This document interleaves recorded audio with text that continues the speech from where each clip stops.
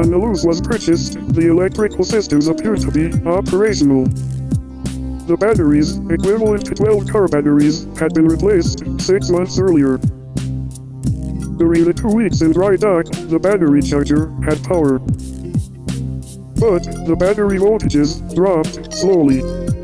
Battery health cannot be determined by voltage alone. A check did not reveal any obvious problems. All the lights and instruments worked, so it was concluded the systems were okay.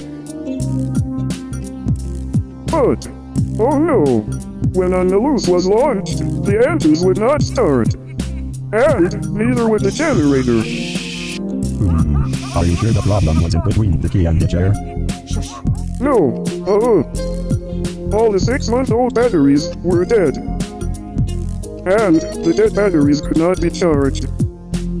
So, they were all replaced. And On the Loose was driven home to her berth.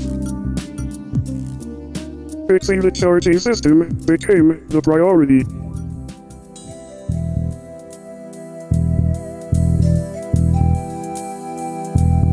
The electrical system is fairly complex on a basic Maxim 46 SCP. The electrical system for On the Loose had been enhanced. It has a 12,000-watt diesel generator, a 120-amp combined charger and inverter, a huge 160-amp computer-controlled alternator, and a computerized control system. Some enhancements were installed at the factory, and some were not. Either way, the electrical infrastructure had been modified during the installation of each enhancement. Although the enhancements were the best quality, the changes were not well documented. Wires were not labeled, identified, or coded. And apparently, the undocumented, enhanced battery charging system failed. After a lengthy analysis, it became obvious that to fix the problems, the electrical infrastructure had to be redesigned and rewired. Most of the electrical infrastructure resided in the engine room or in other underdeck areas. 2 batteries and the charger were located in the engine room. Another 2 batteries were located beneath the cockpit. Unfortunately, the majority of the rewiring needed to be done in the bilge. The bilge was pretty dirty and very slimy. There were puddles of water and accumulations of muddy stuff. And there was an oily film on many surfaces. It was stinky, humid, and poorly lit. All of that made the work areas very uninviting. So that work could be performed comfortably, the engine room and lower cockpit were restored before the rewiring project was started. The bilge was blotted, washed, scrubbed, and dried repeatedly until it was clean, and that included surfaces, not just the floor. Then the bilge was painted powder white, just like it was new, 6 coats in most areas. The hoses and cables were cleaned and coated for protection.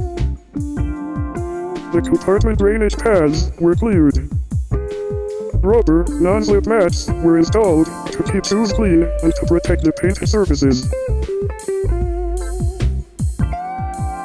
The Westerbeke generator was cleaned and painted. Battery cases were cleaned and painted. To provide lighting, 3 fluorescent lamps were installed. A utility power outlet was installed in the engine room.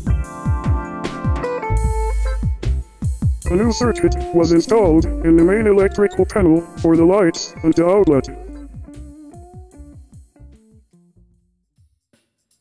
4 new light fixtures were purchased, but 1 was not needed. So that evening, just to see if it was possible, I fashioned a frisbee out of the extra lamp.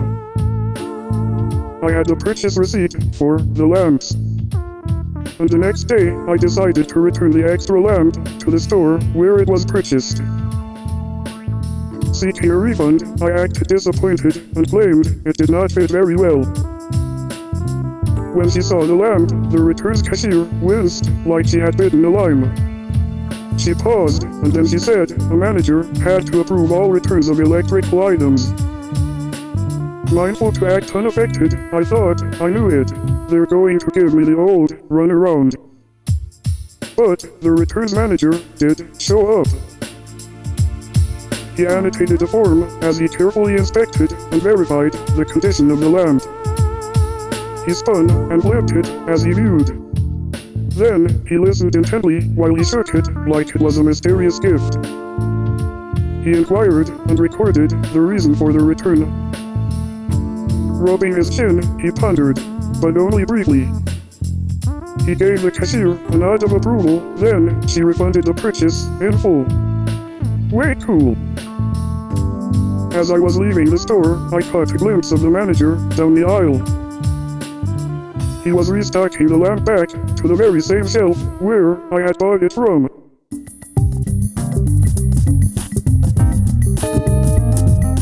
And finally, the engine room and bilge areas were clean enough to work comfortably. And that made the rewiring job much more enjoyable.